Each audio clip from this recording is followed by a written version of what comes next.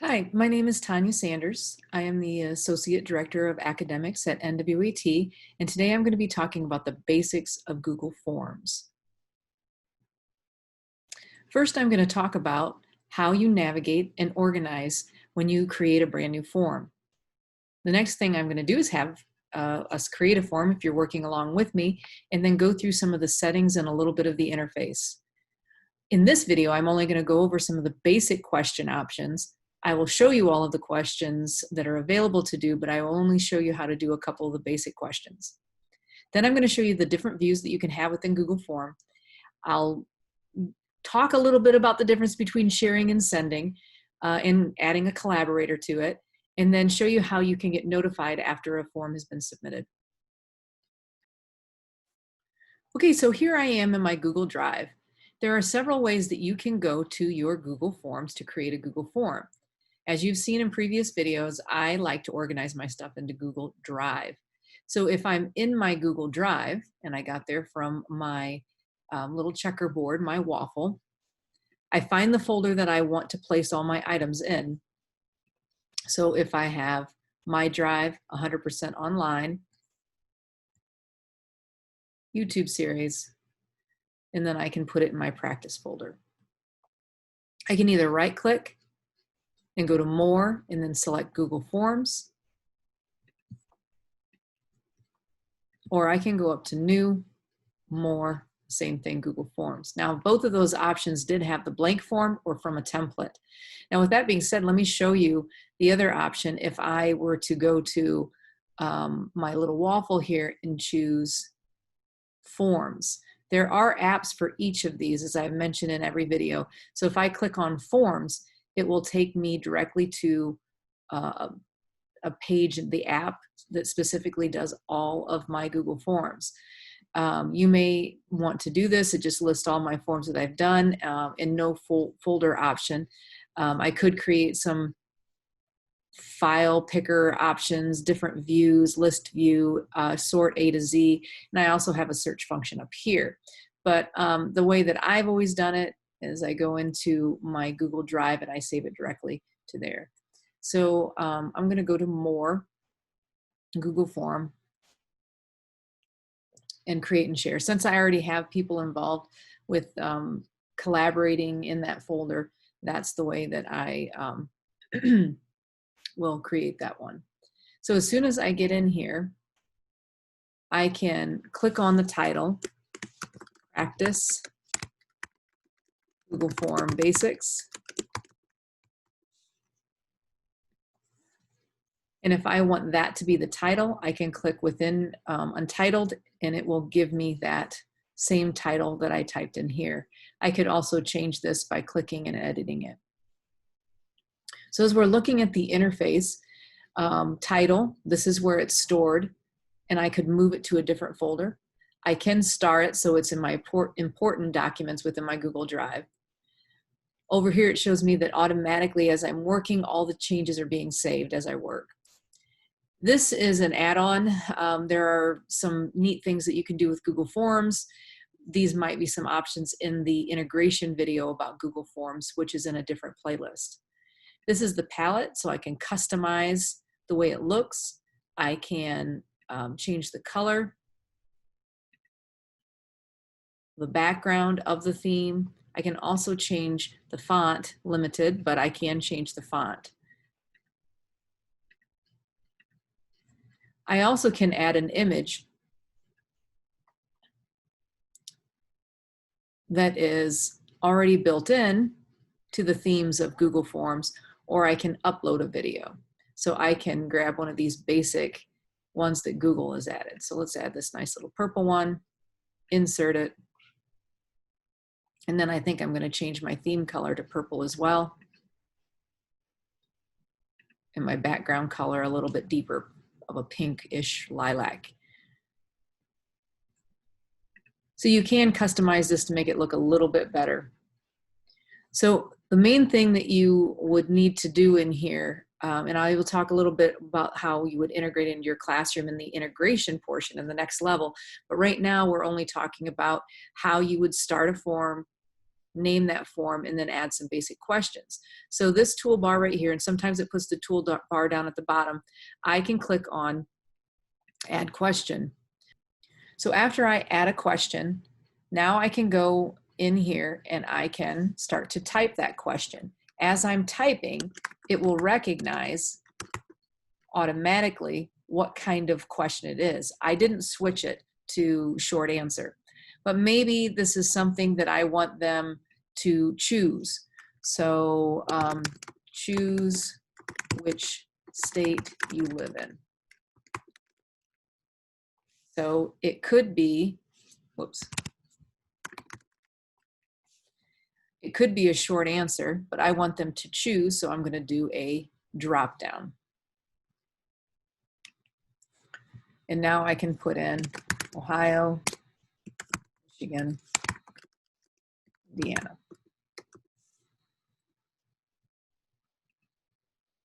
Again, to review the short answer.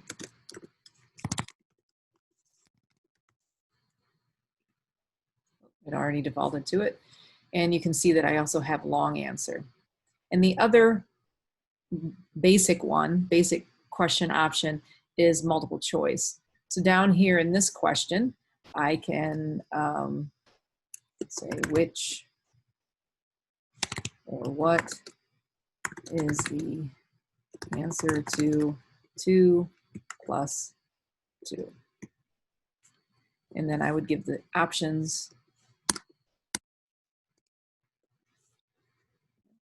So now that I've given it a question where there is a legitimate answer, this one would not have a legitimate answer, this one would not either, I can turn this into a quiz. So when I go up here to my gear, I have settings. And right now it is collecting email responses automatically. And it's also restricting it to our domain. I do not want it to do that. I want people outside of our domain to be able to complete this Google form. So what I'm going to do is I'm going to say collect email responses. They can receive a receipt that it has been received by me or by NWOET and allow them to select that if they want. You also have these other options of limiting to one response, edit after submit, or see summary charts and text responses. So you have general, presentation, and quizzes. So under presentation, I can have it show progress bar if I have several questions as they go throughout. I can also shuffle the question order to make it difficult if I'm doing this for a student assessment. And I can show a link to submit another response after. It's kind of neat if you're doing a registration form or a survey that you have to do multiple things, that submission link is there. Now right here, the default confirmation is your response has been recorded. You can type anything in there that you want to say, congratulations, you completed the assessment. You will get a grade within 24 hours. You'll receive feedback from your teacher via email or through Google Classroom within, and then set a time limit. Now, if I want this to be a quiz, I click on make it a quiz, and it is going to automatically give the questions that I have in their points. So if I go over here and release the grade, I don't want it to release it immediately after every submission. I don't want it to show them the missed questions, correct answers, or point values, but you have those options to do that. So I'm going to hit save, and we're going to see how it's changed it here. Since we told it to collect email addresses, now we have an email up here. Now the default for my Google Classroom quiz is when I use a Google form is that every answer or question has is worth 3 points. You might need to change that within yours. I'm not going to give them a point for their name. So I'm going to go in there and I'm going to make that 0 and hit done. And then this is the one that I want to say what the correct answer is. Here's the correct answer. So I got to go answer key, select the correct answer so it has green on it, and then make it worth 1 point. So again, if I want to alter the answer key, I hit answer key, I minimize the points or raise the points depending on what type of question I have, and then I select the correct answer and then hit done. Now this name is kind of out of place, so I want to move it. And you can see as I hover over, these little dots pop up and my cursor changes. So if I want to move that name up, I can click and hold on it and then drag and drop it wherever I want it to be. And now that I have my quiz done or my survey done, whichever I'm choosing to do, I can hit the eyeball and I can preview it and see what it's going to look like to these students, to my parents, to whomever is going to be contributing to this.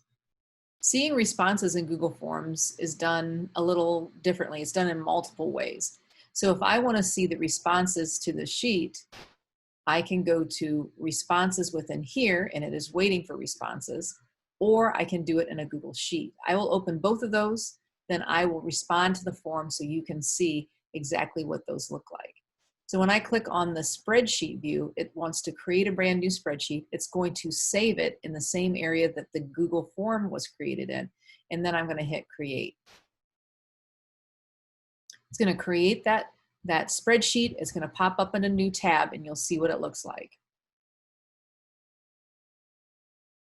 Okay, so now I have, in the preview mode, completed it twice. So I submitted a response in the preview mode using the eyeball.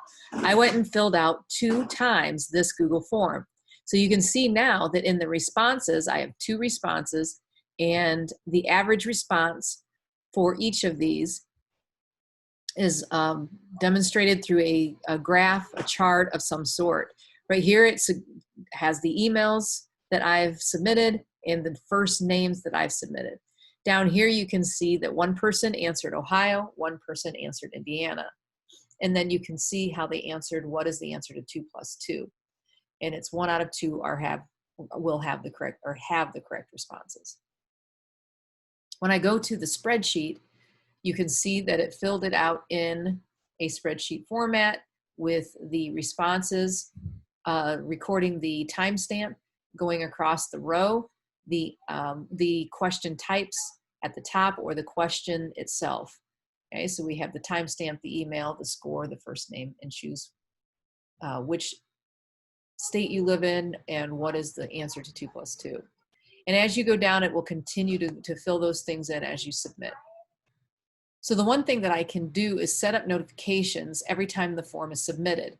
So within my responses, so we had the questions here where we were editing questions and adding questions, and I have the responses. In the response area, there's 3 dots next to the place where you added the Google spreadsheet.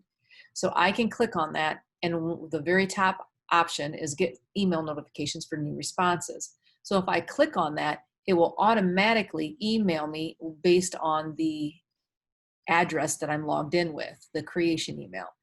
Every person has to do that. So if I share this or collaborate this with someone, so if I want someone to help me with it and I add a collaborator, they would have to have that setting for them as well.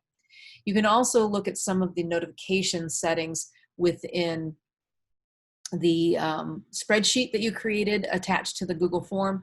So I can go to notification rules. Anytime someone's changed anything, user submits a form. So I can do some notification possibilities over here as well. Okay, so that's the basics of Google Forms. I hope that you got something out of it. I try not to get too in-depth because Google Forms does have a whole bunch of tools and stuff that you can use, a lot of options, especially since it has the spreadsheet attached to it. In the integration video and another playlist associated with the NWOET YouTube channel, you can have some extended uses of those tools and options within Google Forms. And also I'm going to give you some integration ideas of using Google Forms. So if you have any questions regarding this video or any other tools that you integrate in your classroom, feel free to email me at sanders@nwoet.org. Thanks.